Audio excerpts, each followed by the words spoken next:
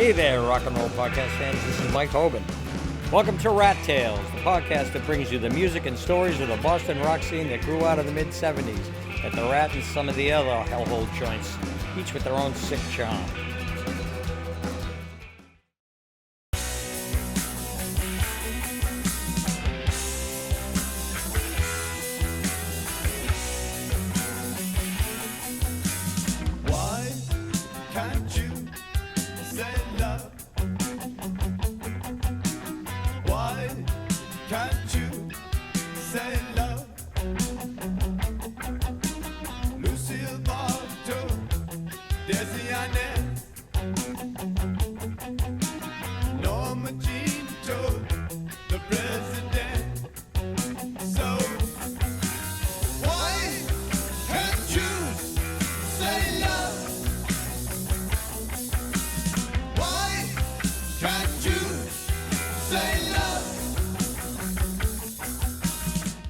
Hello.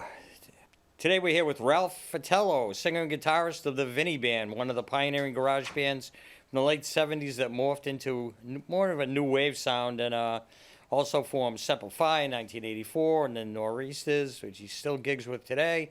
So welcome, Ralph. Welcome to Rat Tales.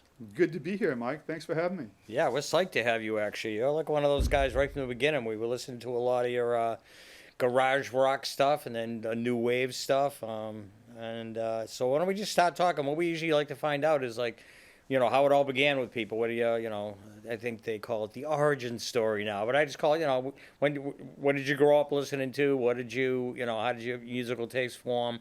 And then we can talk about the thing that most rock and rolls didn't do, and that's serve. So why don't we go into, why don't we start with the early days of you in rock and roll? Well, I was fortunate enough to grow up in a musical family. My dad was a musician. He wrote songs. He played the trumpet. So there was always music in our house constantly, from Mario Lanza to Frank Sinatra to Herb Alpert. It was just constant music. So we were always around it. And I got into surfing. My dad actually turned me on to surfing in 1963. I was out in the backyard. My brother Johnny and I, we were training ourselves to be stuntmen in Hollywood. That was our goal as young kids. We were going to be stuntmen. And he called me in one day. Ralph, I want to show you something. It was surfing on TV, and we were like, I had never seen it before. This is the summer of '63, and so I was so obsessed. That was Beach Boys time too, right? Not so much the Beach Boys as like the Ventures. Okay. So the Ventures was an all guitar, Yep. Surf band, and so I was into the Ventures, and all because of that whole surf scene, and I ended up, getting a guitar. I saved up enough money on my paper route. I had 2 paper routes, where Didn't we all? well, I mean, it's not like mom's driving me around and I open the car door and I'd run up and, I had a bicycle, that I had to pedal in the snow, and anyways, I had 2 paper routes. I bought a guitar, started a band, a neighborhood band with me and another kid up the street, Kevin, and we were called Johnny and the Diamonds, and we were doing all, Venture songs.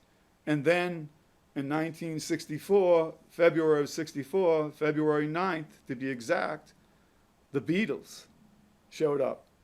And we all saw that on Ed Sullivan, the Beatles on February 9th. And I remember saying to my brother Johnny, this is what we're going to do. And, that was the plan. And I had cut out a Hofner violin bass out of cardboard and a Rickenbacker bass for Johnny to be John Lennon. So I was Paul McCartney. And my brother Johnny was John Lennon, and we had the Meet the Beatles album, and we would just like lip syncing to the Beatles, So what are you, like 14 years old at this point? So 64, I'm 70, so, I'm not really doing the math here, but, somewhere 13, 12, 13, 14. Yep. So surfing and the Beatles, that summer I started surfing. We finally got a surfboard, but we were like working on somehow, just forming bands. And but it was all based on the Ventures and then the Beatles, and then the whole British invasion happened. The Kinks, the Who, the Stones, the Animals, all those bands came. And we just kind of did what everyone else was doing. But also, after 1965, the war in Vietnam was just starting. And so, I came from a large Italian family. Now, where'd you go? What town did you grow up in? I forgot. I was born in Lynn and lived in Lynn until the second grade, and then we moved to Beverly. Not Beverly Hills, but Beverly, Mass. And that was like moving from, the city to like the jungle, man, because we had no woods we lived in a triple decker in Lynn, all Italians, and then the triple decker next door was all black families, and the triple decker on the other side was all Jewish families. So it was like this. It was a great. That was upbringing. an interesting mix, then. Yeah, Isn't I it forgot cool? about that. We never thought anything about it, but then we moved to Beverly, and I was like, I might as well have been in Africa, all the woods and the animals and reptiles. So did they have an Italian group up there? I mean, were Italians living in Beverly? There was an Italian sure. section, right? Absolutely. You know. Well, I mean, my father and all his brothers, they all went. They were all in World War II, and they all ended up building their homes together. So my uncle Bruno lived up the street. So this whole Italian thing, the whole Italian, and then my neighborhood was the Capozis, the Romanis, the Fatello. It was all these Italian neighborhoods. So that was all kind Must of. Must look great at Christmas time. Yeah, the seed was planted for the early Vinny Band stuff because of the environment. Anyways, so I knew that in 65, 66, 67, I was surfing and playing. We were playing music, So with Johnny and the Diamonds. Johnny and the Diamonds was my brother. Johnny was, I think he's, it's like embarrassing to say. I think he's 3 years younger than me or 5 years. I don't know. But he wasn't playing in the band with me. I was playing with the neighborhood guys, Kevin and Ben, this kid Ben, and we called ourselves Johnny and the Diamonds. And without a guy named Johnny in the band? Johnny Tesaurus was the drummer. Okay. So Johnny and the Diamonds had a kind of a cool, we just played like neighborhood parties. And I could kick myself a million times over that we don't have any photos or any early recordings. The only early stuff I had was once I was joining the Marines. And so, I was going to go off and join the Marines because my family, there was 6 kids, 8 of us, my mother and father and 6 kids, 3 boys and 3 girls, 3 boys in one room, 3 girls in the other room. My parents could not afford to send me to college, so I was I either had to go in the military or wait for the draft or go to Canada. And I thought, it's a long story why I went in the Marine Corps. I was going in the Marine Corps to be a combat artist. I'm actually an artist by trade and draw and paint, and I'm a graphic designer today.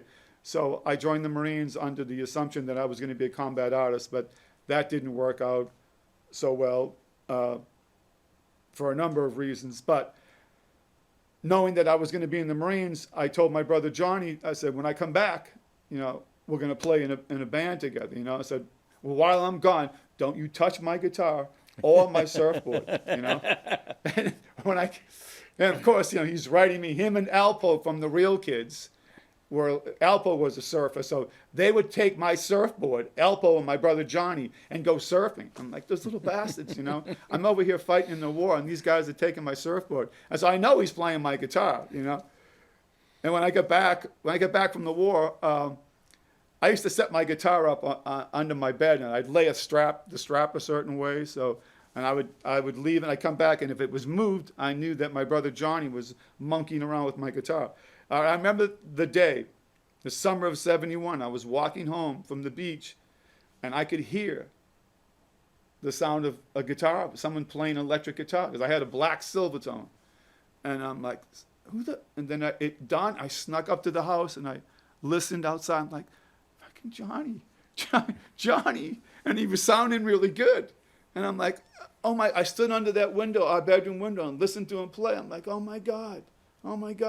So I went in the house, in the kitchen, I banged the doors and banged the pots and slammed the cupboards. And went upstairs, give him plenty of time to shut the amp off, put my guitar down, lay the strap, and I burst open the door. I said, were you just playing my guitar? He said, no, I wasn't. I said, are you sure? He said, no, I wasn't. And I looked at him, and I smiled, and I pointed. I said, we're going to do this, man. We're going to do this. And that's how it all started. We called ourselves the Beaver Brothers at first. How old now? What year is this? This would be 71. Okay. So we were the Beaver Brothers, and then we just called ourselves the Beavers, and then the Beeves, you know. So it was so crazy. And you're like 20 now, right? yeah, I'm like 20 years. I was in the Marines from 17 to 20, so 19. You know, so I was in for 2.5, 3 years, and so I was like 20 years old, you know. And Johnny was, you know, 17 or 15, one of those, you know. But we were the Beaver Brothers, you know.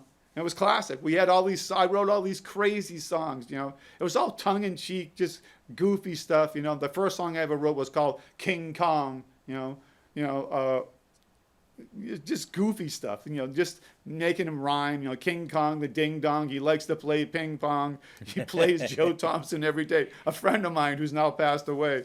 But they're just throwing in silly stuff, you know, making up these crazy songs. And so. And what did the music sound like? Was it like still the surf sound, or was it was more of like a just, you know, it was just kind of like almost like Lou Reed kind of, you know, sound and stuff, because my voice, I never had a top 40 voice. Yep. You know, so when I was going to college in Boston, I went to college from 71 to 74, and I played in bands, you know, like, you know, college, we played like, you know, cover tunes in bands, and I couldn't sing, you know, top 40. I always had this terrible voice, you know.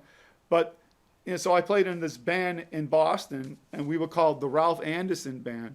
And I was like, we were doing cover songs, but they were like obscure, like Hendrix stuff, or obscure this and that. And then I tried to slip in a couple of originals, because my voice just never, I didn't have a top 40 voice. And when I was playing with Johnny, as the Beaver Brothers, I was writing songs like I Don't Like Cincinnati, when the Cincinnati, was it the Redlegs? Yeah, the Reds. Cincinnati Yeah, Redlegs, yeah. They beat the Sox. Yeah, 75, yep. Yeah, and I Don't Like Cincinnati was the song, you know. And so I was writing all these tongue-in-cheek songs, and that's where Rock and Roll Housewife kind of came from. You know. Now, when I listen to Rock and Roll Housewife, I listened to it a handful of times. I told you how much I liked it, and the thing that when I listened to it, it almost sounded like a Jonathan Richman song to me, you know.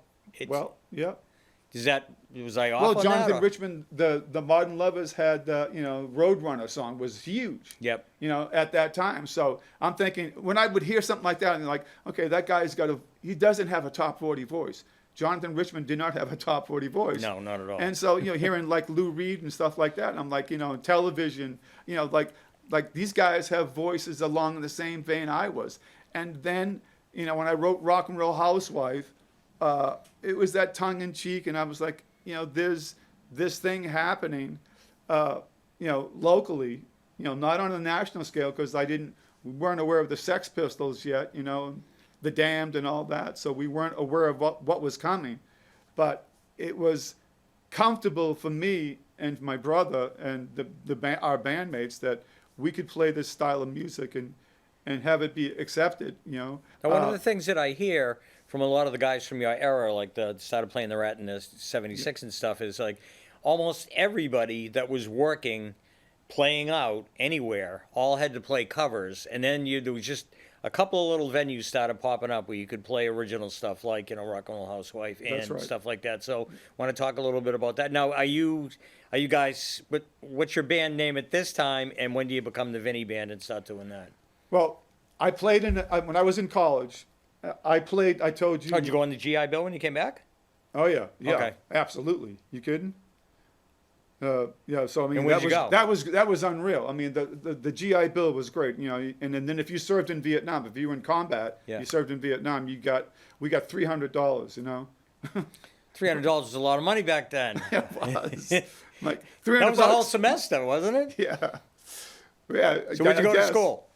Yeah, so I was in art school, and I was playing in a band called the Ralph Anderson Band, because we were called 545 Broadway, because the VFW in Beverly, Mass. was called Post 545. So we were calling ourselves 545 Broadway because it was on Broadway Street. But my bass player was so, out there, he thought my last name was Anderson.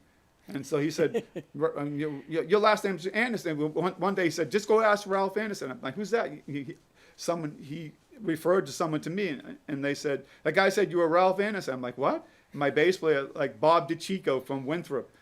I thought your name was Anderson. I'm like, no, man, it's Fatello. Anyway, so I called ourselves the Ralph Anderson Band, and we just played the college circuit, playing frat houses, playing the colleges. Playing covers? And we played TJ's. So TJ's in Kenmore Square. I went to school in Kenmore Square. Yep. The Art Institute of Boston. And we played TJ's, which ended up being the Rat. Yep. So I played the Rat before it was the Rat. Anyways, going back after college was over, 74, I'm playing with Johnny, and we were the Beaver Brothers, and then the Beavers, and then the Beeves. And as a joke, I started calling all my friends Vinny. I go, hey, Vinny, how you doing, Vince? Hey, I would just, whoever my friends were, it didn't make a difference. Hey, Vinny, how you doing? So we'd call each other Vinny. It was always Vinny this and Vinny that. And then once we made that transformation from the Beaver Brothers to the Vinny Band, I would tell my friends, I named the band after you, man. So we became the Vinny Band right as on the cusp of after writing Rock and Roll Housewife, and made a demo. We recorded at Intermedia Studios on Newbury Street, which ended up becoming Semper Sound from the Cars studio. And we got airplay on BCN. So that's how that whole thing came about. And then the whole... By the way, there's a line from Rock and Roll Housewife, people. She's too old to rock and roll, but too young to let it go is the refrain. Yeah. It's a pretty great song if you can find. You can actually find it on YouTube. I love that song. Yeah. Too old to rock and roll, but she was just too young to really let go. Baby, what are you gonna do? She was probably 30. Did you base it on somebody? It's a true song, yeah. I'm embarrassed to say it's a true song. And I always felt bad about it, but when we take creative liberties when you're writing stuff, yeah, you can you kind of mask it a little bit so that, did you write that about me? No. Are you kidding?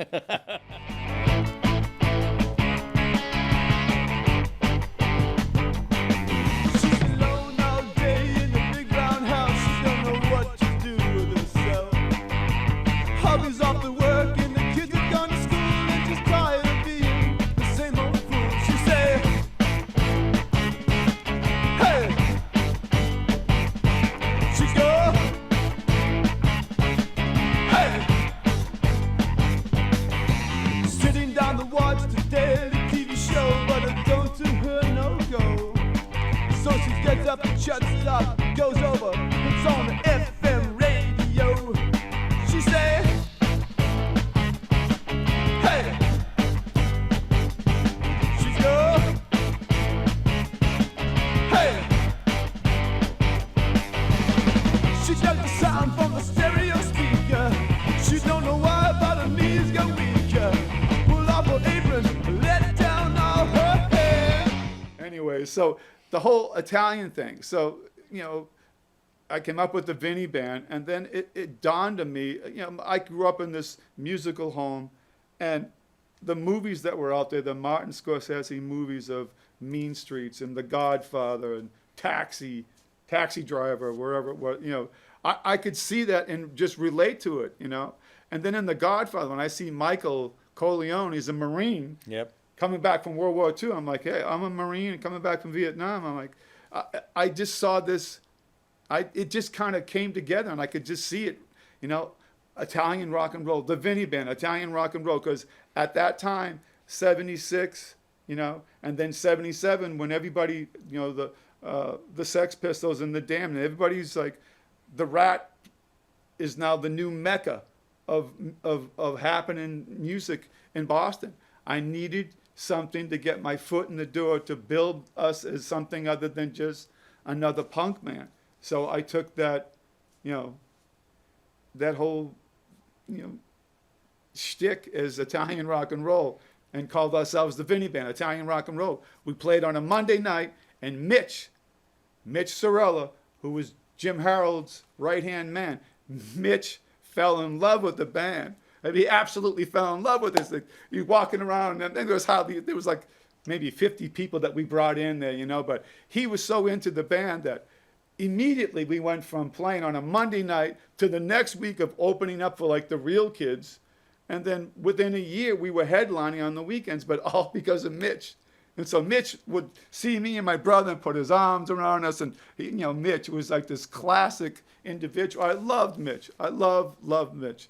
And if it wasn't for Mitch, we would have just been another band on Monday night and struggling, trying to come back to play on a Tuesday, you know? Yeah, I don't know. If you listen to your catalog, I think you guys would have been done fine. But I can see where Mitch would be like, if the guy who's the right-hand man of Jim Harold, and you guys, all your songs are about Italians like Ravioli and Mamma Mia, but not the ABBA version. Yeah. And then the other thing, this is something else I just jotted down when I was doing some research. It's like, stick to my stiletto, back on the street.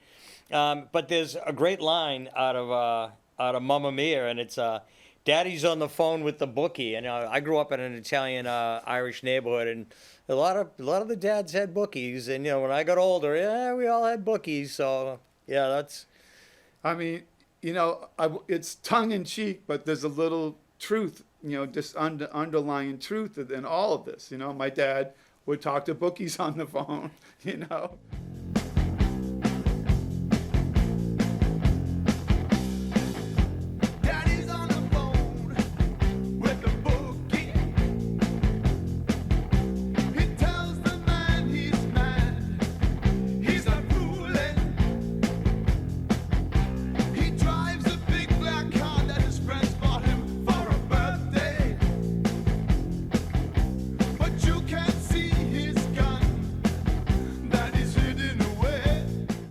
My mother was always cooking. It didn't make a difference who you were. If you came to my house, my mother was going to feed you. You were going to eat, you know. And was she born in the old country? What's that? Was she born in the old country? No, but my grandparents couldn't speak any English, you know. Yeah. But that was just the ambiance of the Fatello household. You talk to anyone that knew my mother, you know, you came into the house, you ate, you just were constantly eating. In the kitchen, cooking dinner. She works the day and night. She's a winner. Lasagna, eggplant, parmesan on the table. She pours the wine, she smiles when she's able. So, you know, making up the song, making up the dance and the ravioli and Mamma Mia, and like, you know, it's just my environment, you know. But it wasn't just my neighborhood and my house and, you know, like the North End. And we recorded the ravioli in the North End. Oh. I wanted to make sure. So I want to be, you know, as close as I can be in Italy and record this song.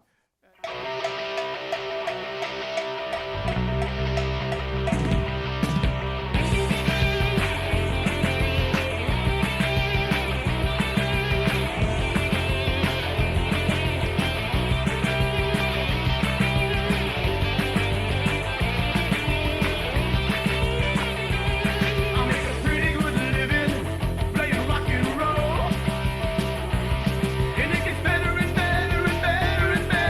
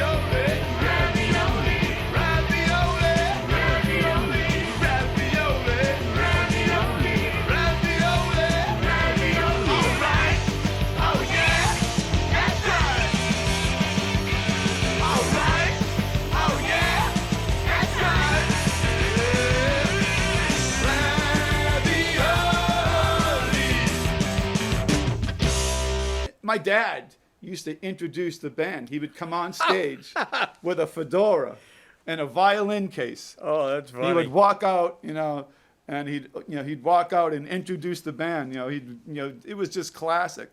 It got to the point though, he'd go on and on like that. Just introduce the band. We don't need to hear your life story. He'd come out with the violin case, and he'd open the case, and everyone think there'd be like a Tommy gun inside, and he'd be an Italian flag, and he'd wave the Italian flag.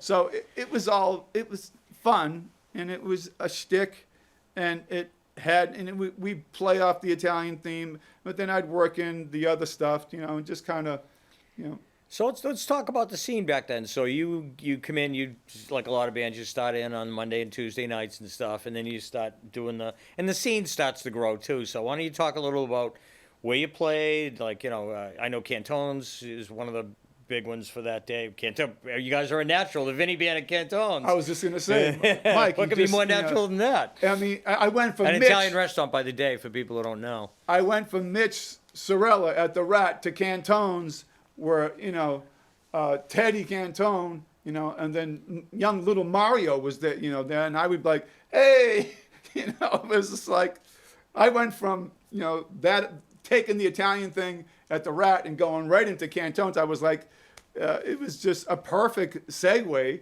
for me, the Vinny Band, to go from that to that, and it was a little hard to sell, the other clubs, but Mitch Sorella, my man Mitch, and then Cantone. So those are the first two that we started to, hang out and play. And when I say hang out, when we weren't playing, we were hanging out there. Yeah. So the Rat and Cantones, the Club, the Paradise, Bun Ratties, and then the Space came along later. I love but the Space. the two big ones, the three were the Rat, Cantones, and the Club. And then the Paradise, if you can get into the Paradise. And we did. We just kind of worked that thing and made it happen. So I know you opened for a couple of big, big bands when they first came to Boston. But let's talk about a little bit about the scene. Now, who are your contemporaries and who are you playing with on a regular basis? And also, the other thing is, maybe you could tell people, I may have talked about this on other shows, but I don't think people understand that, like, bands would come in and they would play from, like, Thursday through Sunday. At the Rat or someplace. You want to talk a little bit about that and talk about some of the people you play with and some of the bills? Well, I'm from the North Shore. So Beverly is Beverly to Boston was like what Liverpool was like to London. So in Beverly, you had the Vinny Band, you had the Nervous Eaters were from Beverly. Oh yeah, Steve Cataldo. The Real Kids, the Fools. So these bands were from Beverly and then playing in Boston. It was like I already knew these guys from the North Shore, and so when the Nervous Eaters are playing in Boston, or playing the Rat and Cantones, we were already friends. The same with like the Real Kids, like I just told you, Alpo would freaking take my surfboard and use it when I was in Vietnam. So I knew all these guys. So it was like this group of friends, our peers. And then, just playing the same clubs, playing with each other. We take turns opening it. I'd open for the Eaters and whatever, and other bands. We just played constantly, and there was this constant turnover of shows of these same bands. And so, by virtue of just being there, I got to know like a lot of the earlier bands. Third Rail with Richard Nolan and Third Rail, those guys, and those two guitar players, Gary Soprano and I can't think of the other guy, but Fred. I can't think of Fred's last name, but great guitar players. And my brother and I were guitar players. We weren't just a 3-chord band. We could play. We played, and like the Eaters, the guys that could play. And so that's one of the things I noticed when I was listening to your catalog is, when I talk to some of the guys that, when you think of the Rat, a lot of times you think of 3-chord rock, like, when you think of like Unnatural Acts and bands like that, or even DMZ, it's like fast and no guitar leads. And so I was listening to your catalog last night, and they're like, these guys can play. And it's like, I'm not talking about a 20-minute guitar, Spinal Tap's guitar solo. I'm talking about just like a little burst of like, because I like that in music. I mean, and your songs weren't all 2 minutes long. Your songs were like 4 minutes long. They had breaks in them. They had like, like I said, not the long boring guitar solos, but ones that really added to the material. You want to talk about some of the songwriting stuff we? Yeah, well, I mean, because we were players, and I have no regrets or no remorse about playing guitar solos or playing guitar lines. I would write a song, and a lot of times my brother would come up with a great guitar line.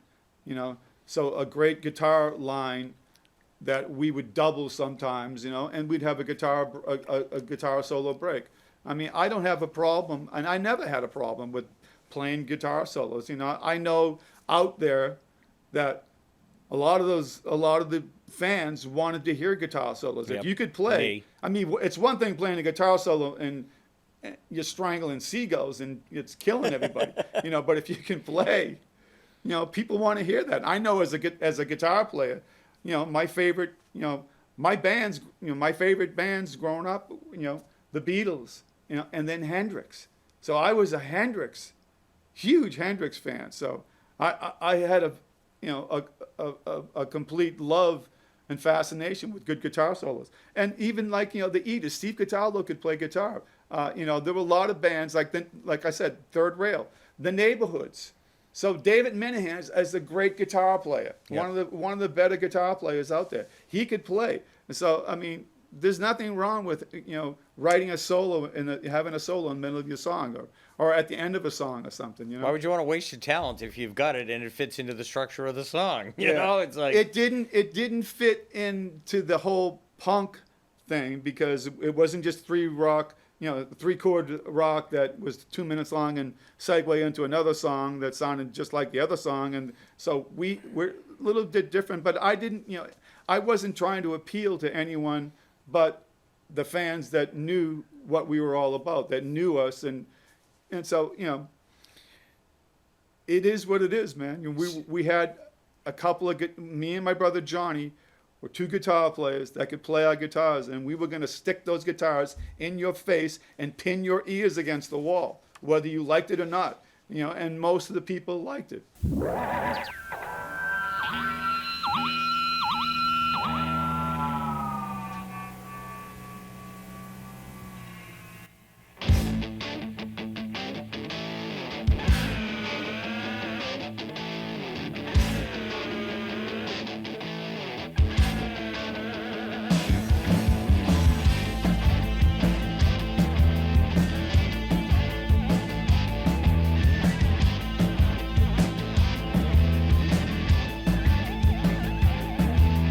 Life, it seems, is just a tragedy.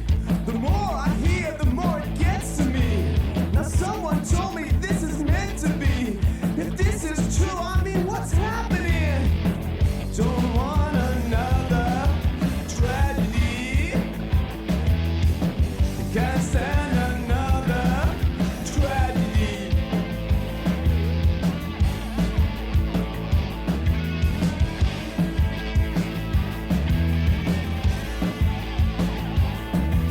Well, I'm amazed at this crazy. and there's a point though. So it's like you're doing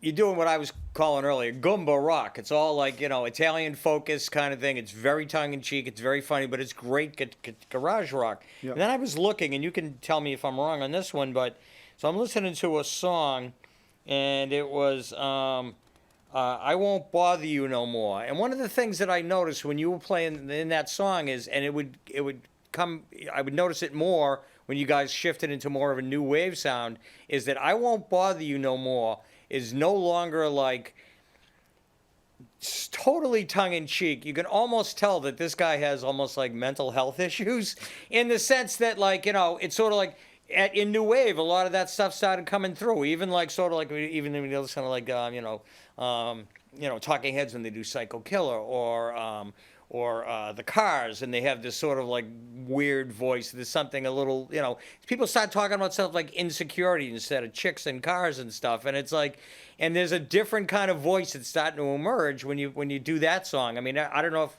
maybe I'm just making this stuff up, but I noticed you that. hit the nail on the head, Mike. You hit Okay. the nail on the head. So that was a song that was you know, this individual was going through a rough time and with his girlfriend or what have you, and you know, just you know, you could just hear the lyrics and know that there was a problem. You know, there was a problem between the two of them. Calling her in the middle of the night, you know, knocking on her door, you know, that kind of stuff. You know, reality, the truth. You know, so I was slipping away from the whole shtick thing, you know. Yep. And it was a natural progression too. So you know, writing songs that you know, you'd read about someone having a problem, you know, like just even today, you know. I mean, that song today. I mean, you just watch Forensic Files. You know, that song could be the theme song for Forensic Files. You know, right? Because especially that it says, "I won't bother you no more," and then there's a little beat. Tonight, I'll be back. Yeah. You know. I mean, it was this anguish to him that just painful, and even the guitar like no no no no no no no no no no no no. Yeah, there was a lot of pain.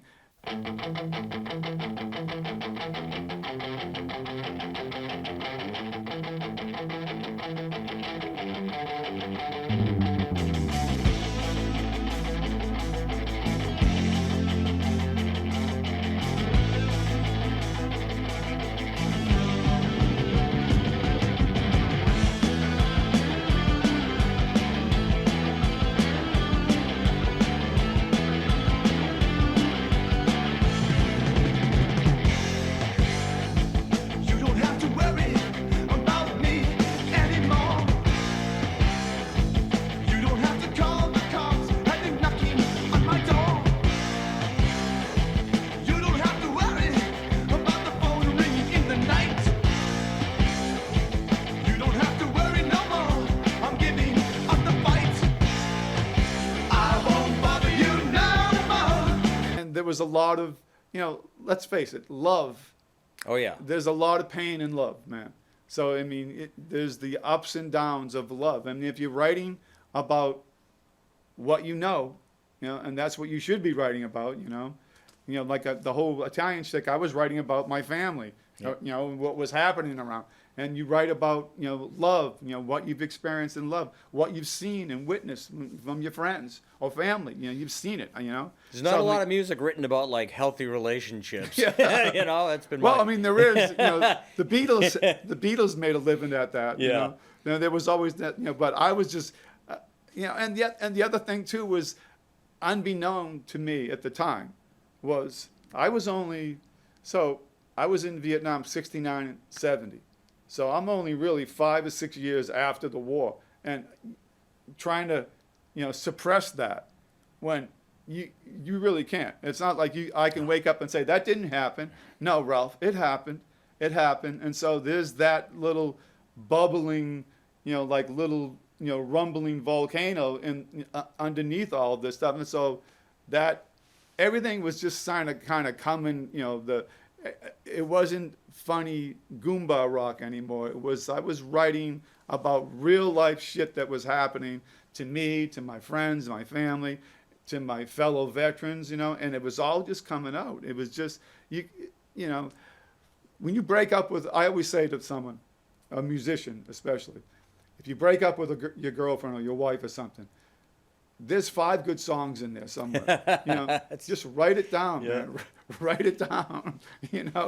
There's, I've always on a breakup, I'm like, I'll get 6 good songs out of this. People are gonna relate to it, So I mean, the same with the whole war experience. I mean, that stuff was all coming to a head. It was all bubbling under the surface, and so I got away from the whole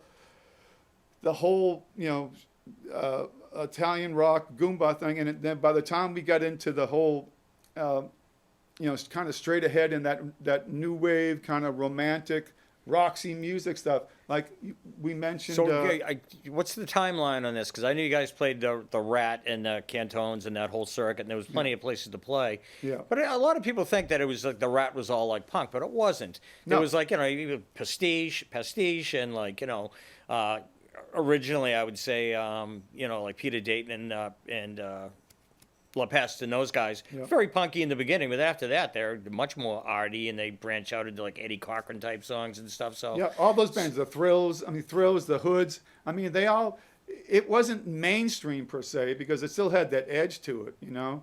But if you look at like we opened for the Police. Yeah. So the Police in 1978, you know, they were there for 4 nights. It was us the first night, and then Richie's band, the Unnatural Acts, the second night, and then it was Tracks, and then the Reds. But the Police, you couldn't really call them a punk band. They were like a reggae kind of new wave pop, you know. And so there wasn't this like, you know, in your face Sex Pistols, you know, we're gonna, you know, have hooks going through our face and, you know, slabs of beef hanging off us, you know. So it was this big wide variety of styles of music, you know. And for us, you know, it just kind of progressed into that, you know, kind of a, I don't want to, it was like this romantic sound. And at that point too, after like say 79 and 80, I was writing, I wrote Why Can't You Say Love? Yep. You know, so that was this trend. So the single before that was the Ravioli and the dance, you know, the Ravioli, and I Won't Bother You No More was on the flip side. And so the next single was Why Can't You Say Love and Hijacker. You know, these are two kind of, you know, different in as far as the theme of from going from the Ravioli and I Won't Bother You No More, which is really, you know, Transition song. yeah, for you transition. Guys. So when we got to Why Can't You Say Love, I was at that point hanging around with David Robinson from the Cars, and he was a big influence on the Cars. You can hear it. The Cars were a huge influence on me, you know. And like the Cars to me were the best band out of Boston, hands down. You know, they had it. I mean, from Rick and Ben, and you know, Ben was a freaking rock star who could sing like McCartney, you know, and Rick was this quirky, you know, genius, you know, and Elliot Easton was one of the best guitar players I've ever heard in my life, you know, and you know, Elliot on the, Greg on the keyboards, just these phenomenal songs, and David was like this conceptual genius, you know, he was the guy behind the whole Cars look, the logo, the style, their whole, you know, scene was all David. And so I was hanging around with David, and then he was rubbing off on me. And we would listen to Roxy music, and we would listen to Japan and all these different, you know, different bands. And so I kind of just developed into this kind of, you know, I wrote Why Can't You Say Love?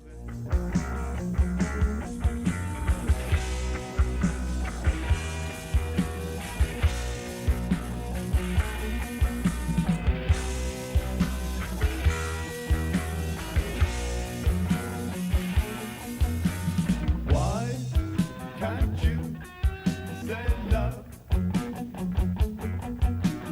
Why can't you say love?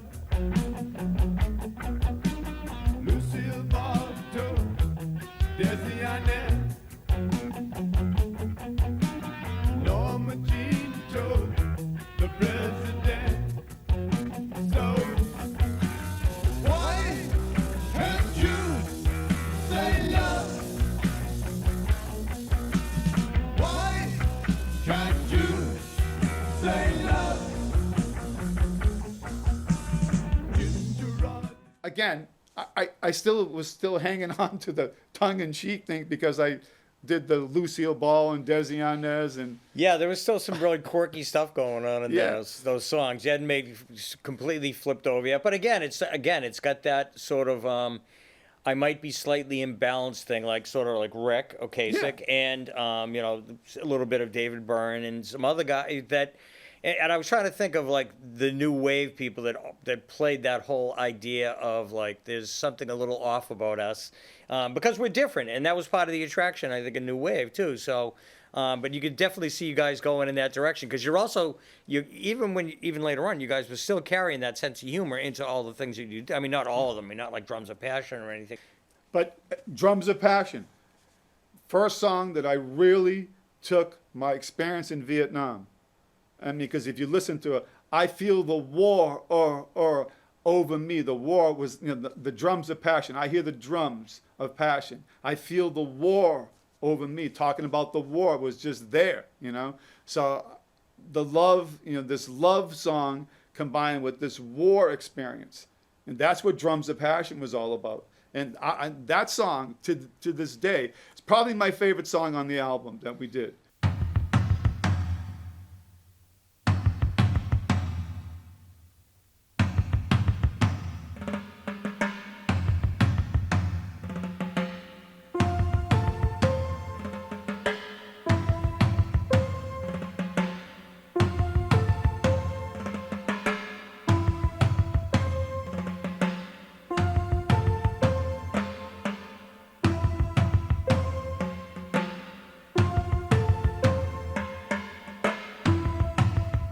I hear the drums on the horizon. I see the fire in the sky. I smell the scent of your arrival. I know the plan is set in your eyes. I hear the drums, the passion. I feel the warmth over me. I hear the drums of passion. I feel the warmth over me. I want to move. My body's rigid. I know your touch will set me free. I hear those drums beating closer. I feel your heartbeat close to me. I hear the drums of passion. I feel the warmth over me. I hear the drums of passion. I feel the warmth over me. I was there, I was all by myself. I could see, but I could not dream. I was dead, I was frozen in the ground. I could see that you cooled me, cool me. I hear the sound.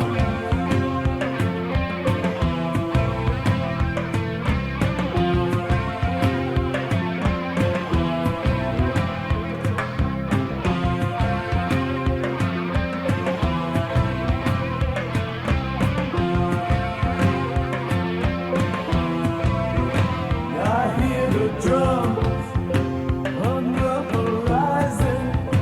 I see the fire in the sky. I hear those drums beating closer. I feel your heartbeat close to mine. I hear the drums. I hear the drums.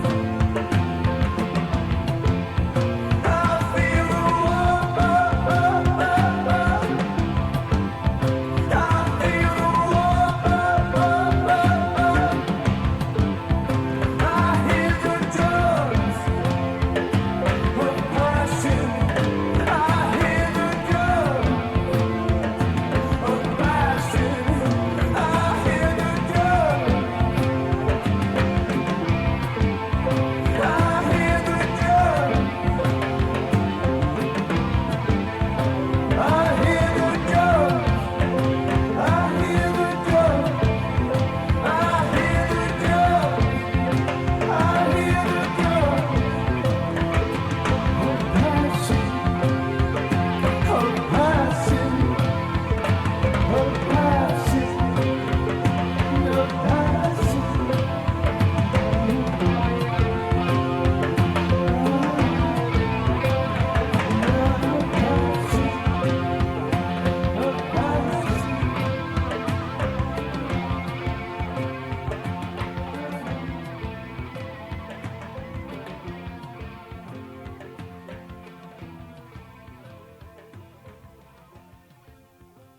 I Never Saw You was the one that got all the airplay and people loved, and Elliot Easton played the guitar solo on that and did a great job. He did like one take, came in and like, you know, plug in his guitar. I'm like, okay, thanks, Elliot.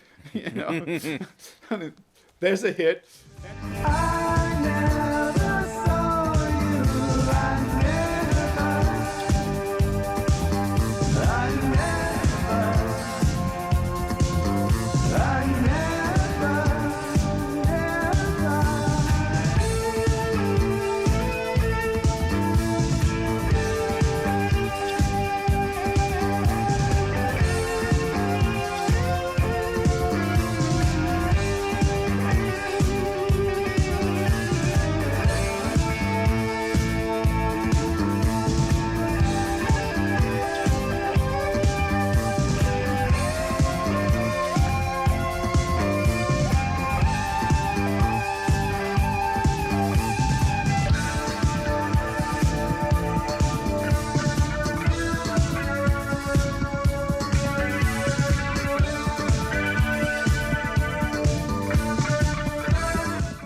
But the Drums of Passion song was that song was probably to me was the one song on that album that to this day I'll listen to it and it takes me right back then when I hear myself saying I feel the war over me, and it was true. It was just there. You know, I was dead. I was frozen in the ground. You know, that's like that's heavy stuff. I mean, geez, Nobody's man. making out to that. Yeah. I was dead. I was frozen in the ground. I could see, but I could not feel, you know. It was just there. And then and I started to write, like I wrote America while still in the Vinny Band, you know, because Vinny was from 76 to 84, and I wrote America, and David did that whole song was David on the Linn drum. He was a genius on the Linn, the electronic drum thing, you know. Oh, yeah. David could I program. could tell that it was an I was going to ask you that. Yeah. It sounded like a drum machine. Yeah. Yeah, it was his drum machine. It was David. He did that on Maria too. So I'm writing these. I wrote America. I was still in Vinny.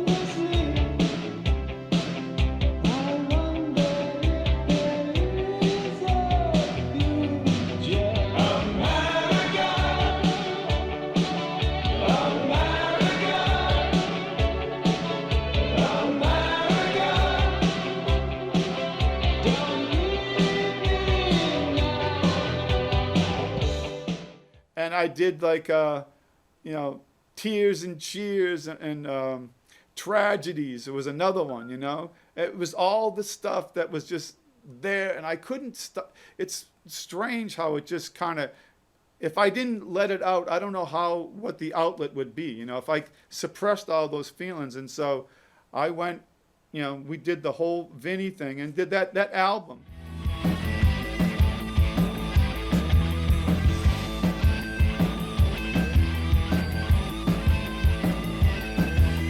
Shot the president in slow motion, then I turned around and shot the Pope and Rome. Now everyone knows what happened to Sadat.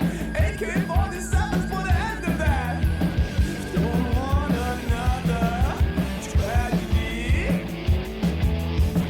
Can't stand another tragedy.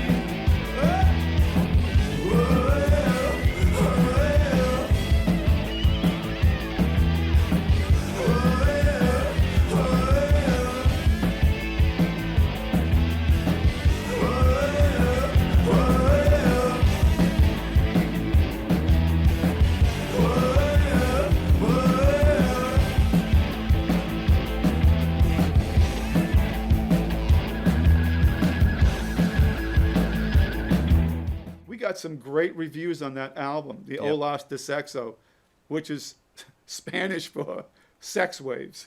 Oh, I thought it know. was kind of a curious name for an album Yeah. for that period of time. But then there's one that's almost like Spanish flavored. That's another really good song, Los Condos. Los Condos. And what's the it was put together differently. I remember I was watching this like sort of punkish documentary recently, and they were talking about how like reggae started to infuse a lot of the British punk stuff, but it made me think of that, even though it's completely different because it's Spanish. But at least you guys were expanding it to something different. You know what I mean? Not just like, you know, you guys were never 3-chord rock anyway, but like expanding and saying, hey, what other musical style? Because it's not stylistically like anything else. No, and around that time, so from 81, 82 to 83, we started to get this like following of like a lot of like we had this like Latin feel going. So I went from the Rock and Roll Housewife, Mamma Mia, the Ravioli, Why Can't You Say Love, Hijacker, you know, and then to the Olas de Sexo songs, and we started to get this huge Spanish following. You know, Really? it was weird. So I mean, and so I had these friends of mine, Zeev Gadron, God rest his soul, a timbali player would come on, and I have conga players, and then I'd have these backup singers, the girls, the Vincettes would come on and sing, you know, and we had this like Los Condos had that, you know, dun dun dun dun dun dun dun Yep. dun dun dun dun, and it was all. I wrote a song about all these poor families being kicked out of their apartments so they can make them into condos, you know. Interesting. You know, And what was that based in? Lynn? it was based in Boston. Yeah. It was all the, you know, the South End, all these like, you know, families yeah. that were being shoved out of their houses, out of their apartments so they could make them into condos, you know. South End was a shithole when we were kids. You know? Exactly. And it's like, Yeah. you look at it now and it's like, you can't, I could never Yeah. live down there. Yeah, exactly. So I mean, Los Condos was, you know, what was the line, you know, build them up, move them out, move them in. You know, like the families were being shoved outside Los Condos, and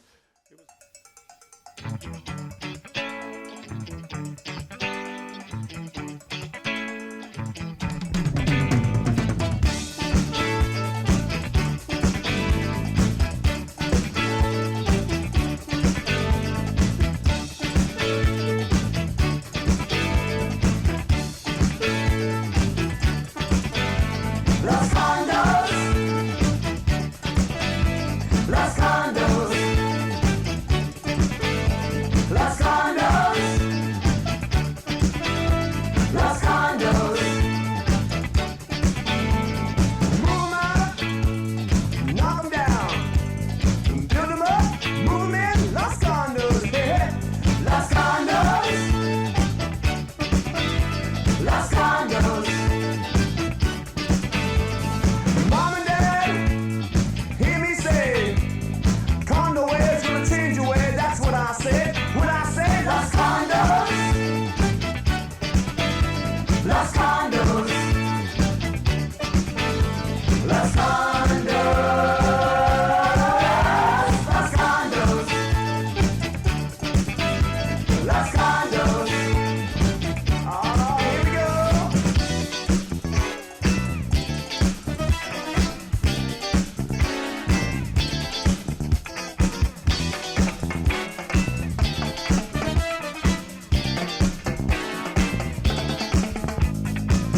Super condos, mini condos, hyper condos, ultra condos, maxi condos, sex condos, double condos, sex condos, mini condos, super condos. it was great. Then that's basically how this whole Latin American following that we had. We were playing a show at the Paradise when this guy Juan Carlos Lecomte came up and said, you know, Ralph, would you like to play in South America? I'm like, hey, what? You know, what are you talking about? And then that whole tour came together because of, you know, that following. We had this huge following in town, in Boston. This, you know, a lot of, you know, South Americans, you know, Central Americans, you know, from Spain. I don't know how it happened, but it just, I went along with it. I just kind of got in the flow of everything. And it was like, you know, it was dance music. Yeah.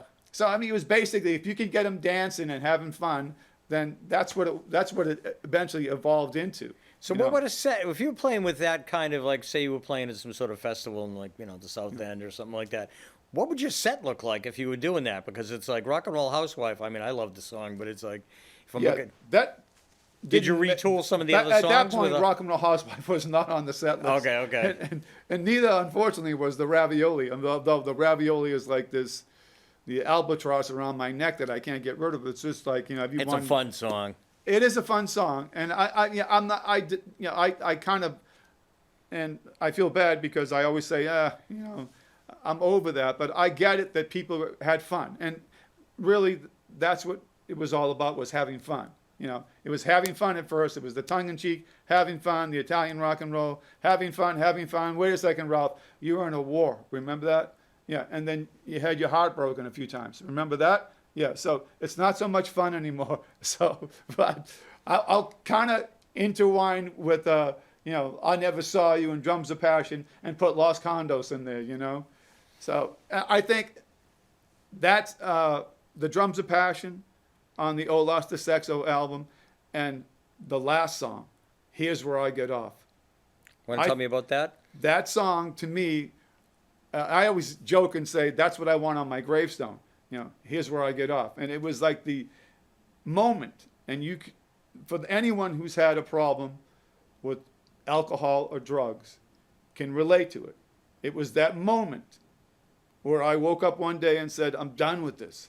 I am done with this, and said, I'm getting off this freaking train. Here's where I get off. I am done.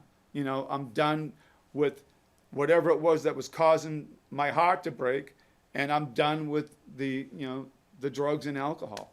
Here's where I get off. It was like I hit the brakes. I pulled the brakes on that train, that runaway train, and said, I'm done. I'm getting off at the next stop. And so that song, to me, Drums of Passion and Here's Where I Get Off were the two songs that hit to this day, that if I hear them, I go, yep, those songs that's the truth right there.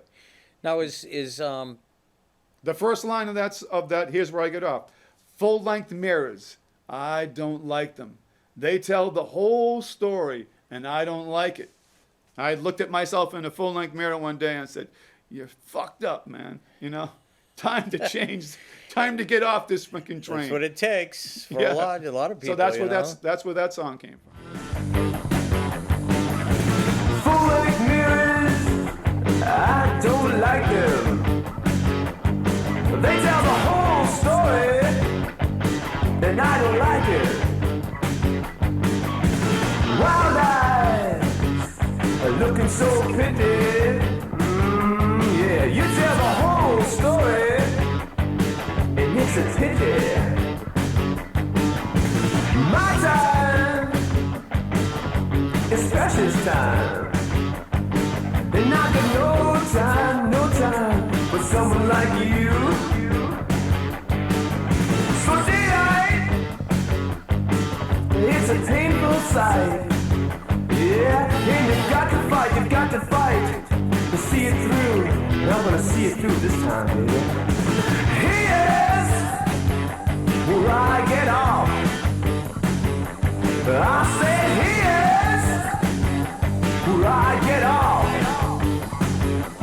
Now was that with the Vinny Band or was that with Semper Fi? That's Vinny Band. That's the That's Vinny Vinny Band. Okay. Oh, yeah. So you, I think it was, we were talking last night, and you had said that. One of your first gigs with a big name band was with the Police when you opened in like '76 or something like 78. that. '78. And then the last gig, you don't tell us about your last gig with the Vinny Band, which is in '84.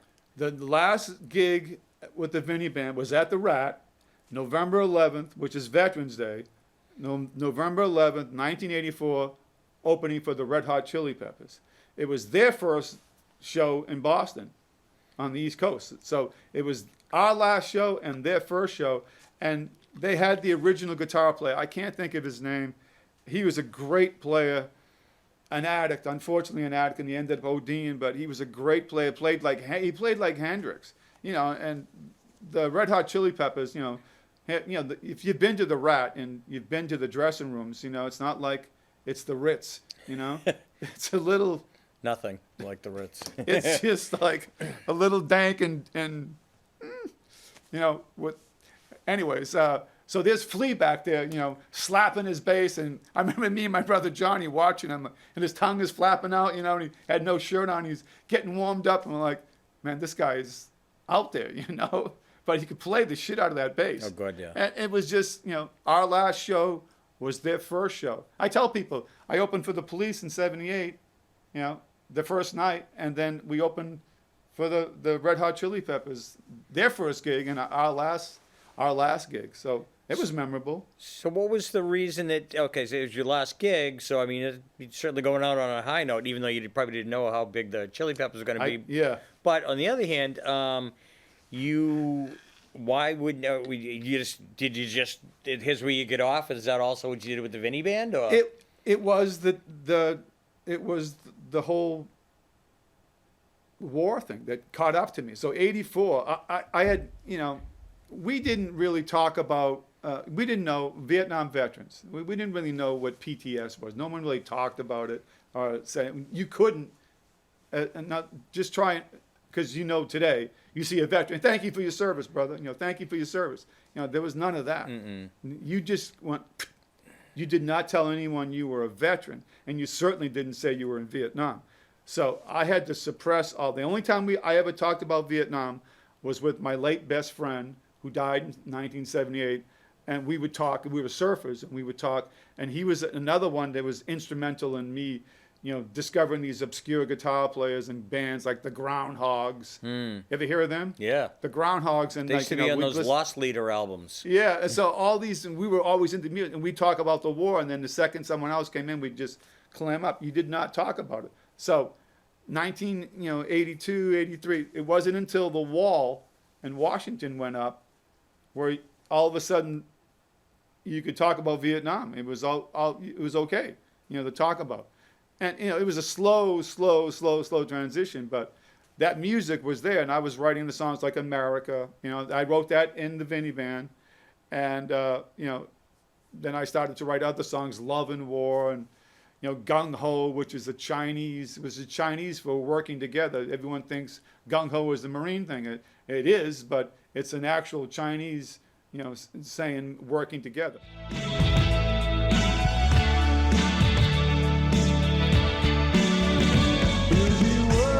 Together, we'll be sharing our lives. We'll be learning together.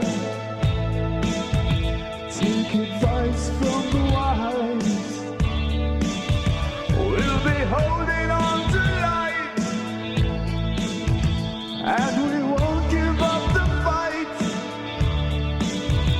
We'll use everything we have. And what we have, we've got life on our hands, life on our hands. Gung ho, gung ho, gung ho. So I transitioned from Vinny. At that point, I was done with it. I was done with Vinny and needed to exercise those other demons, and that's how that all happened. So the Vinny Band, 76 to 84, in that book ending, we accomplished a lot. We had some great reviews on that Olostis XO album. We did Good record. We got a lot of airplay, and we did a lot. It was Back fun, when they would play local bands on local stations, Yeah. like on BCN and stuff WBCN, like that. Then, yeah. man. Back in they the were day. huge. They were huge for us. FNX, Yep. AAF, COZ, and a lot of the college stations, ERS, stuff NBR. like that. We did a lot. We did a live, the college circuit. It was great. It was a great time. And I don't even know how. I have no idea how bands are faring today. But back then, you had the support of the radio stations. You had the support of the clubs. You had, the drinking age was up and down. At one point, it was like 12. It was 18 in like 1974. When I turned 18, that was 1974. That was probably the best thing. Yeah. It was 18. It was like, man, Or was it 18? It was 18 in the 1974 or 75, yeah. I thought it was later. Though. I don't know. I was drinking when I was 18. Well, I was drinking when I was 12, but I mean, I know that we came Which back from explains a Vietnam. lot. I wasn't old enough to drink, you Yeah. know, so I could get killed, but I can't have a beer. and that was one of the reasons they changed it. They said, look, you can send these guys to Yeah. overseas to fight through that country, but they can't have a beer when they come home. That was one of the big drivers, actually. In hindsight, Mike, if I look back on it, I probably should have given the Vinny Band another year, you know, because I was too impatient. You know, I'm kind of I call myself sometimes an amphetamine piranha. You know, That's a good name for a band. The Amphetamine I always Piranhas. said that, man. The amphetamine piranhas. Wouldn't that be a great name for a punk band? Yeah, it'd be I mean, fantastic. I'd go back and, you know, yeah, I always said that was a great name for a band, the Amphetamine Piranhas. Yeah, so if you're out there, start one up, 3-chord rock, you know. Anyways, but we did a lot in that time, and I have no regrets, except for, like I said, I probably should have waited another year, but everything was happening, you know. It was just, I couldn't stop it. It was like the floodgates had opened, and once I started to write that stuff, and, you know, it just came out. You know, So then you formed Semper Fi, right? Was that Semper right Fi. after, or did you jump right into that from right the end into of it. Yeah, Okay. I just transitioned. With Johnny, right? And David Robinson, believe it or not, went along with me. You know, he's like, yeah, I understand. I know what you're going through. I know you because we're friends. You know, we were always hanging out together. Me, David, and Anne Marie, and my girlfriend that became my wife, Corey. You know, they all. Anne knew Marie what was Foley, you're talking about, right? Anne Marie Foley. Yeah. Yep. And so we were out, we had a great bunch of friends that we just grew up and we just transitioned, you know. And so, you know, that whole Vinny thing, you know, it doesn't seem like a lot, like it was, you know, 76 to 84. When you think of the Beatles were 63 to 69. I mean, 6 years, they did a lot, man, Yeah. in 6 years. They were pretty It was prolific. crazy, you know, what they did. He had 4 writers, too. They Well, did. 3.5. Yeah. I mean, you think about the Beatles. I mean, there's 4 guys.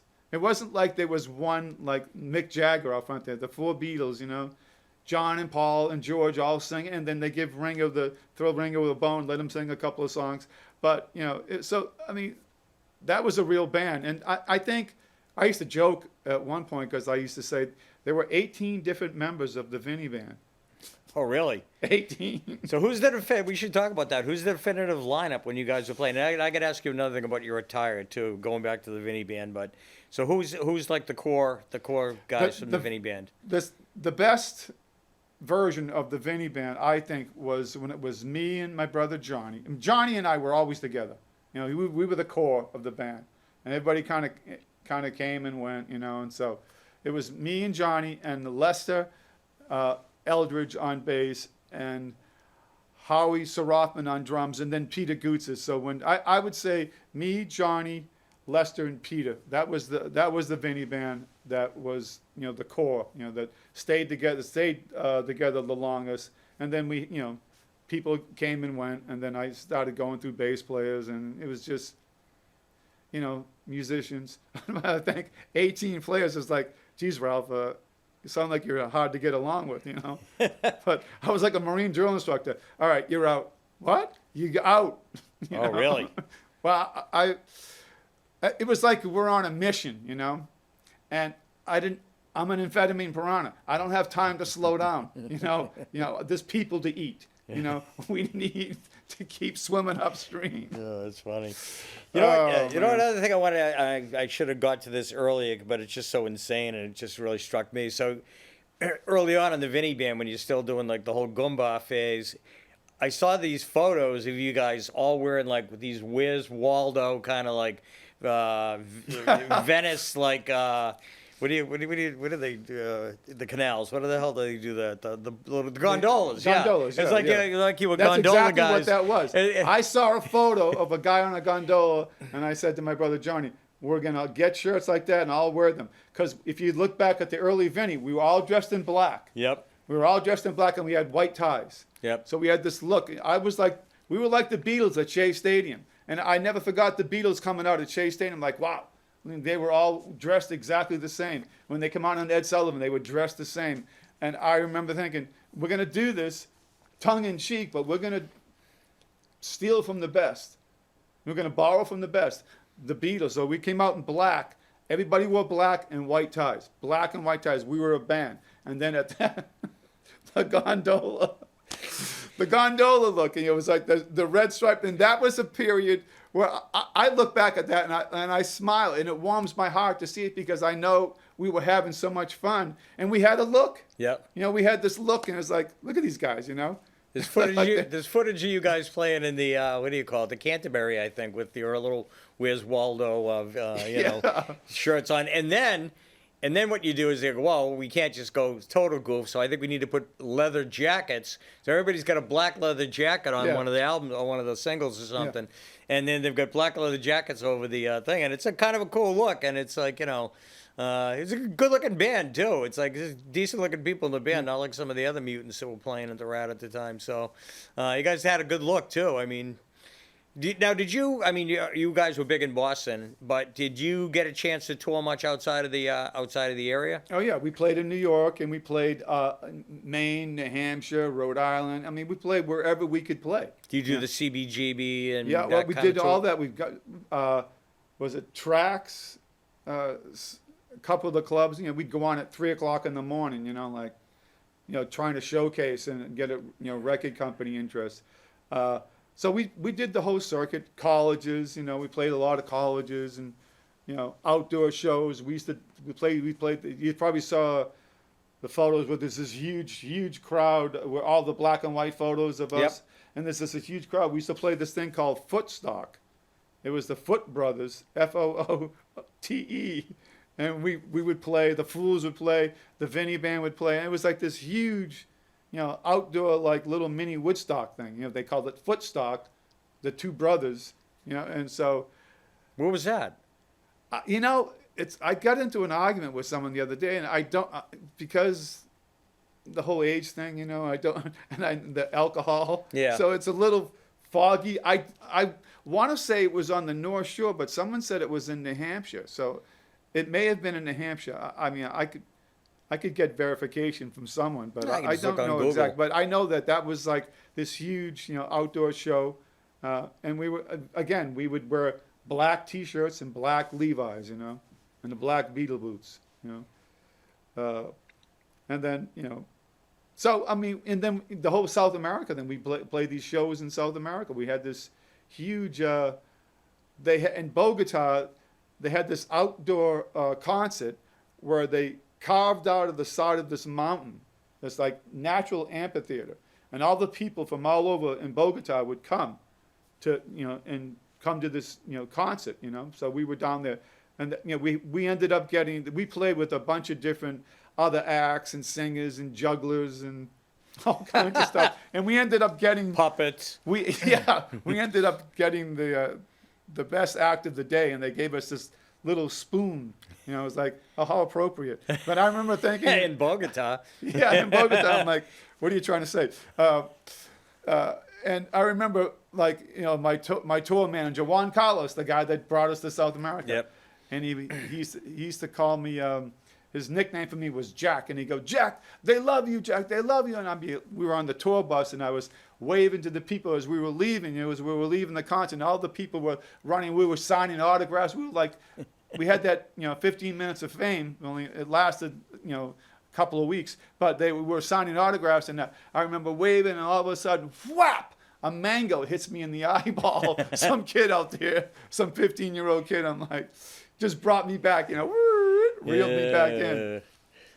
That's funny. So speaking of, you know, weird stuff, one of the things that I'd like to talk to people about, it's like funny stories from playing, whether it's local or like things that happen with the band. I mean, you know, some guys talk about like fights on stage and stuff, but things that are just like totally insane. Someone was telling us a story. They were playing at Cantones one time, and the curtains in the back caught fire, and they had to put I forget it was Class. No, maybe it was Barry and the Marshalls. I can't remember. Yeah, but it's like, so you have stories of things that happened that you remember that just like you go, I can't believe remember it. a couple of stories. We were playing this one show, and as Vinny, it was Mr. C's Rock Palace in Lowell. Okay. And so we were on stage and playing, and everybody was dancing in front of us, and we had the mics and all that. I closed my eyes sometimes when I sang, and bop, the mic hit me in the face. And I looked down, and these two guys are fighting, and the fight broke out, and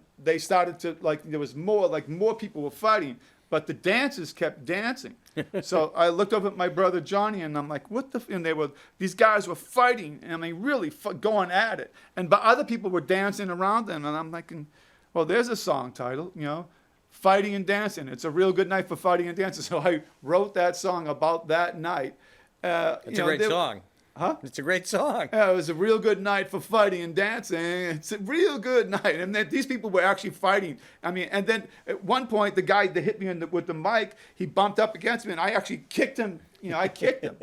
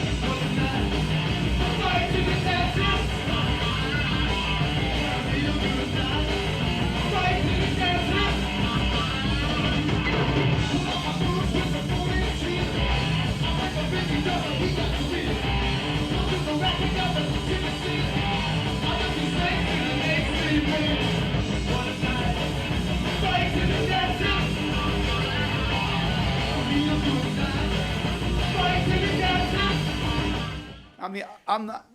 Look, I was a Marine. I grew up on the streets. I've had a few, incidences where I actually got into fights. I remember there was some college jock that was Johnny Angel from the Thrills. This guy was going to beat up Johnny, a couple of them. So I walked up and grabbed the guy by the neck and stuck him up against the wall and talked to him and told him that just 5 years ago, I was in Vietnam, and I told him all about me as I had him by the jugular vein, by the jugular. And Johnny was just like, what the? So there was that element, that whole punky kind of thing. You think of the whole punk scene, the aggro, and everybody was all aggro. This I didn't just come up from the streets. I came from the jungles of South Vietnam. Yeah. I was in combat, so don't talk to me about some street fight. Yeah. I just got into a freaking firefight, Yeah. So there was all that. But then there was the funny stuff like, when the police, the night we played with the police, they did a sound check, and then we did a sound check. And after the sound check, Sting and Andy and I think their manager or something, they were just kind of hanging around, and they, Sting called me Vinny, because he didn't know it was just the name All your of friends the called band. you Vinny anyway, so. Yeah. So he's like, Vinny, do you know any good places to eat around here? I said, yeah, I do, man. I'll take you to a good spot. And so we went up the stairs, took a right, walked about 50 feet. And I said, you will not find a better donut and a cup of coffee than right here, Dunkin' Donuts. Like, I thought you were going to take him to the North End. No, I couldn't afford that. I was like, so I ended up buying Sting and Andy some coffee and donuts, and they were like more than happy. But I think they came back the next year at the Paradise and brought that and talked about that. I know they talked about the Rat, but I watched him go from the Rat to the Paradise to the Garden to the world, And I'm thinking, man, I bought that guy a cup of coffee. Can you spare a dime? Now, you guys play? Do you guys play the Paradise a lot? I heard some live cuts from there. That was still a great place to play. It is a great place, and again, I was fortunate. I don't know. I just, I don't want to say I'm a people person, but I am who I am. So I'm kind of I can walk into a situation and make friends pretty easily. So. I was doing, it's funny, because during the peak of Vinny, I read a story about Mick Jagger. And I was thinking, I started to read about Mick Jagger. I'm like, he was doing everything for the Stones. He was doing all the booking, all this and all that. And I'm thinking, wow, he does everything that I do, but on a much bigger level. And it turns out we have the same birthday. And our parents have the same first name. And he went to art school. And I wasn't a Stones fan. Yeah. But that day, I remember thinking, I've got this whole different appreciation for Mick Jagger and the Stones. So I'm able to, I did all the booking of the band. I did all the logo designs, I did all the stuff behind the scenes. And I was able to get on the phone and call Neil Jacobson at Don Law and make friends with him and, Lynn Jackson and all these different people, Howie Cusack and Mike DiCarlo from Pretty Polly Productions. I was able to call, and I already had an in with Mitch Sorella at the Rat and Teddy Cantone, Mike Umbades, hey, paisan, So I already had an in with everybody, but I was able to be that guy, the promotional guy, I was Mick Jagger. Of Boston. Of the Vinny Band. Of the Vinny Band. Yeah. Oh, that's funny. Yeah. So you still play now, and so you did Semper Fi, but then you, oddly enough, in like '88, went to the Nor'easters, you formed, which ended up being a throwback to the stuff that you were playing back in 70, 71. The Beaver Brothers. I exercised the demons in Semper Fi, the war, my time in the Marine Corps, my time in Vietnam, and the heartache of love, loss of love, So Semper Fi, I said, always faithful to my country, faithful to in love, and faithful to my music. Semper Fidelis means always faithful. That's the Marine Corps model. What's your favorite song out of Semper Fi before we move on to Nor'easters? What should we listen to? I think Love and War.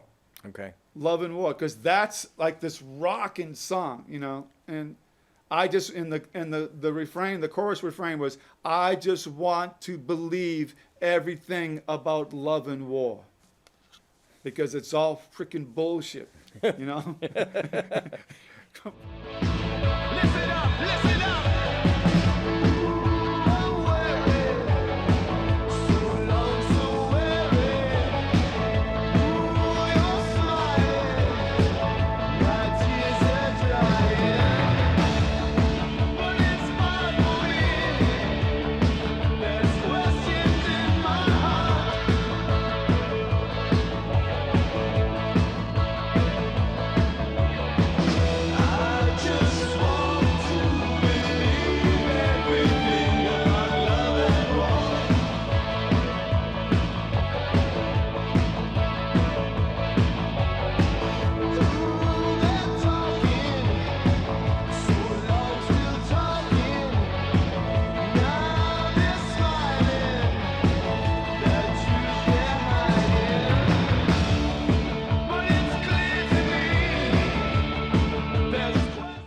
The reality is it's bullshit. I want to believe all the everything about love and war. So Love and War was that was the song we'd come out with. At Semper Fi, we would come out. We'd have the sound. I'd have an audio track of helicopters, just coming like really soft. So much for tongue in cheek, huh? And then coming just flying over. And we opened up for Emerson, Lake and Palmer at the Meadowlands in front of 25,000 people. This is Semper Fi. Semper Fi. I remember Semper Fi. Yeah, so Semper Fi opened for 25,000 people. It was funny. Here's a funny story. Semper Fi, on a Friday night, we were playing the Canterbury in Beverly. The next night, we're scheduled to play Jack's in Cambridge. My manager was out of New York. She calls Friday night before we go for a sound check on Friday to the Canterbury and says, I just got an opening for us to play at the Meadowlands, opening up for ELP.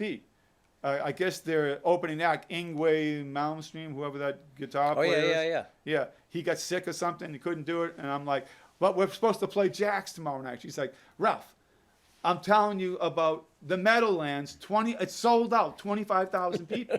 So I had to, so I'm like, and then talking to the band, they're like, let's fucking go. We'll do it, So I had to call Jack from Jack's, in Cambridge and say, Jack,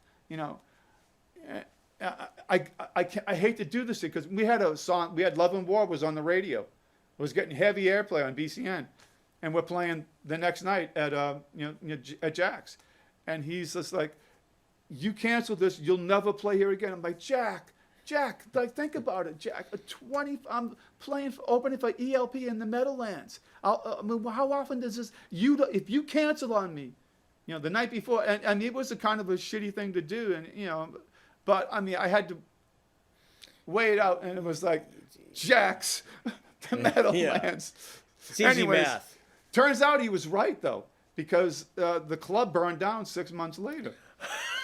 I was going to ask you if you played there again, but I guess. It burned down. Oh, I remember that. It's funny because, so we're at the Meadowlands, and we're not on the bill. We are not on the bill. It's just ELP, you know. Emerson, Lake and Palmer's playing the Meadowlands. So we're the opening act. And so, you know, they do their sound check, and then we're backstage, and we had one light, you know, so the curtain is down. The lights are on in the stadium. And Semper Fi consisted of, at this time, my brother had quit the band, and he had moved to San Diego. So, and he was in Semper Fi in the beginning and at the end, but in that middle period, you know, we were 84 to 88, that middle period, 86, he was gone. He was living in San Diego. So I was the only guitar player. So we had a keyboard player who could play like Keith Emerson. I mean, really could play like Keith. He was like, his name was Greg Lyons. He was in the band Bamboo Gang with Mark Sutton from the Rings. Anne Marie Foley was a backup singer. Great player. We had this stick where I would have the helicopters, the sound of the helicopters, just coming off in the distance, and it would just like get so loud. The lights go out. The crowd is going crazy because they're hearing the helicopters. And Greg, without any word of, you know, prior knowledge, starts playing this, like, you know, this insane, like, you know, classical, like, you know, it's like the Apocalypse Now. Like, I'm like looking over him, and the fans are going crazy because they think we're ELP. And I look down at my bass player who's 100 yards away from me. I go, the curtain's down, you know. And I go, they think we're ELP. He's like, what? They think we're ELP, and the crowd is going crazy. And Greg is playing this insane, like Keith Emerson, like classical, and the helicopters, and the curtain is going up, and the crowd's going crazy. And then they all, it's like, huh? You know, it just went. Whoop. So my concept was, we're going to segue 5 songs. We're going to just play 5 songs in a row. We're not going to give them any chance to boo us. You know, 5 songs. We're not going to end this. We're just going to go from one song to the next song, the next song. And we come out with Love and War. And it's a blasting song, you know. Ooh, I'm worried. Down, down, down, down. You know, I just want to believe everything about love and war. And it was like, and we go from that into Red, White, and Blue. This other song, another. And these are protest songs. People don't realize it, that they're protest songs. It's me saying, you have abandoned me, my country. You freaking left us. You hung us out to dry. We were sprayed and betrayed, you know? It's like all the people who thought Born in the USA was a patriotic yeah, song. exactly. Like Reagan I'm and like, them. this is a protest song. Man. Yeah. But we were doing that before that song came out. Yeah. So I was saying, and I kept saying to my manager at the time, too, like, look, here's Bruce Springsteen doing what I'm doing. I'm trying to say, you know, anyway.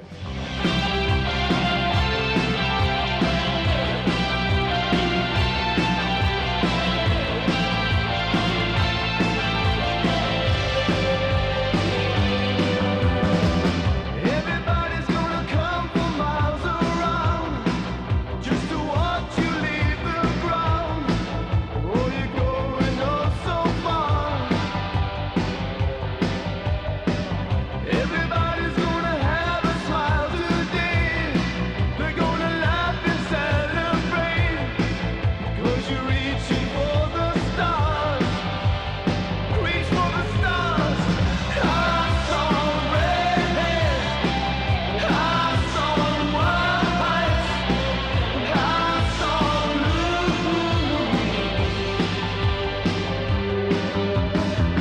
Nobody's gonna ever forget this day. So we did Love and War, Red, White, and Blue. And then after Red, White, and Blue, the crowd was with us. And so I actually stopped and thanked them. And it was just like that moment where everything was just this is that moment that you dream of as a young musician, where you realize you're playing a stadium and they're into it. And we went and played the rest of our songs. We even did, we ended our set with "Gimme Shelter." We did our own version of "Gimme Shelter." It was like this heavy, you know.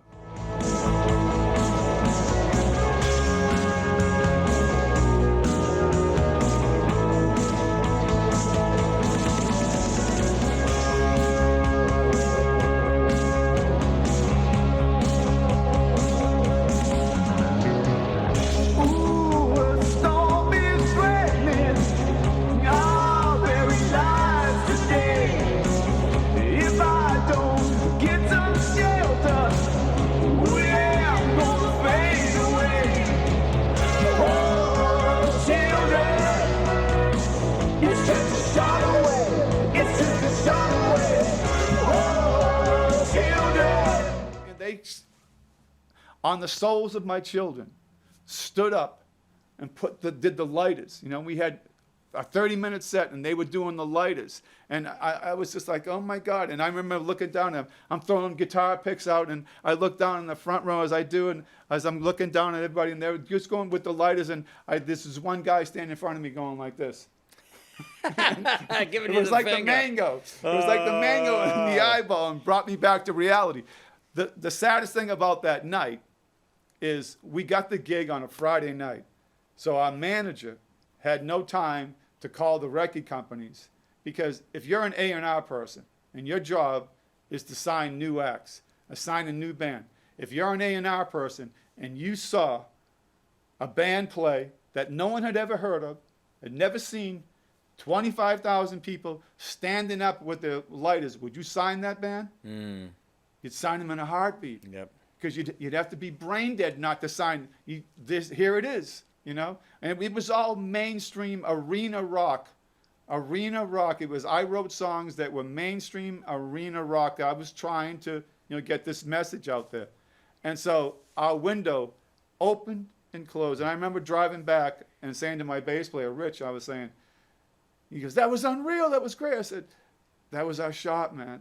That was it. There was no one there to see us except those fans, and unless they talked to someone, you had no proof that this happened." So if you were an A&R guy, it's like the guys that passed. I'm not comparing us to the Beatles, but think of like record companies that passed on the Beatles, or passed on the Cars, or any band, And here's 25,000 total strangers standing up, lighting their lighters. You'd have to sign that band, because back then, in 1986, everybody had a video. You think of the songs that we could have done, Love and War, and then had footage of Vietnam and footage of some actor and this handsome guy and a beautiful woman, Love and War, and it would have been this perfect video. I'm like, it was right there, and it opened and shut. And so Semper Fi, it was just like, it's funny and sad. It was funny and sad, but it was a great experience, and it just, it was an opportunity that just came and went, and who knows what would have happened had there been an A&R person from a major label there that could have signed the band, made an album, David would have produced it, and we would have had videos, and, So I went from Semper Fi back to the Beaver Brothers, basically, the Nor'easters. But I will say this to you, without any doubt, that the Nor'easters were the most fun I've ever had, because it was me and Johnny playing guitar, playing like Stevie Ray and Hendrix. He sounded like Stevie Ray, and I would kind of mimic Hendrix. And we wrote original songs, and we had the same four members since 1988. Same four. Me, my brother Johnny, Mike White, who played with the Blackjacks, Johnny Angel and the Blackjacks and the Outlets, and Lenny Dunn on drums, who played with the Catalinas. So us four members, and we had the best time. We would just have so much fun, because it was blues rock. It was just playing. People want, if you go to see a blues rock band, playing a guitar solo is a given. We opened up for Warren Haynes at the Paradise. Oh, cool. Warren Haynes, Government Mule. So we had a built-in crowd that loved the guitar. we opened for Robin Trower 3 times. Wow. Robin Trower. So we're like, we're guitar players. And so it was for me, as that young guitar slinger, it was a great, way to just kind of ease out of the whole scene. The Nor'easters, it basically it is a blues rock thing. I mean, I'm not reinventing the wheel with that, so it is what it is, it's that guitar driven, Hendrixy. Well, here she comes.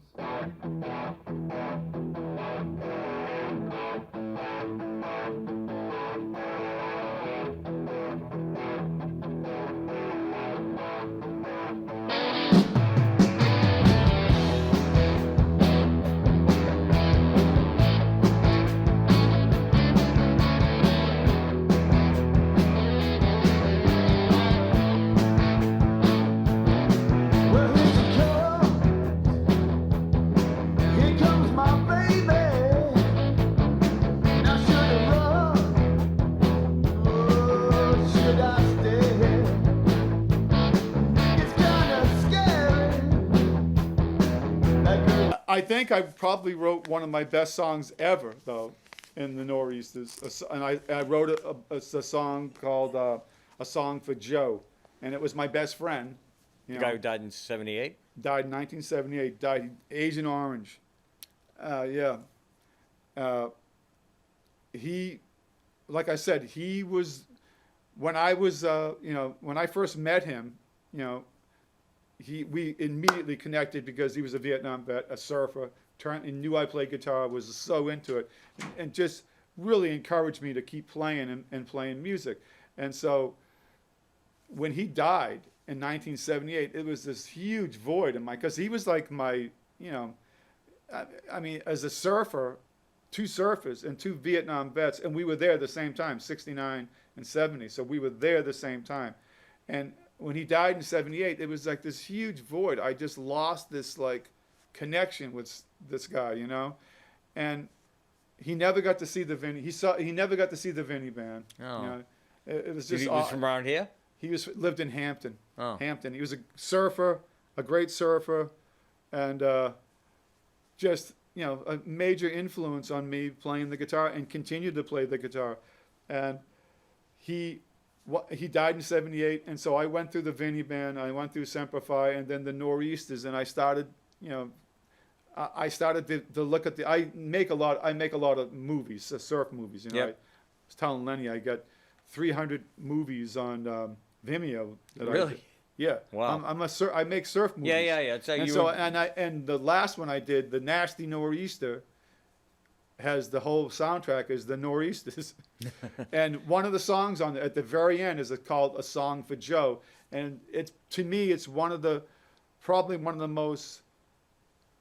the top 5 songs that I've ever written where I can look back and say, that was a good song, Ralph. You did a good song.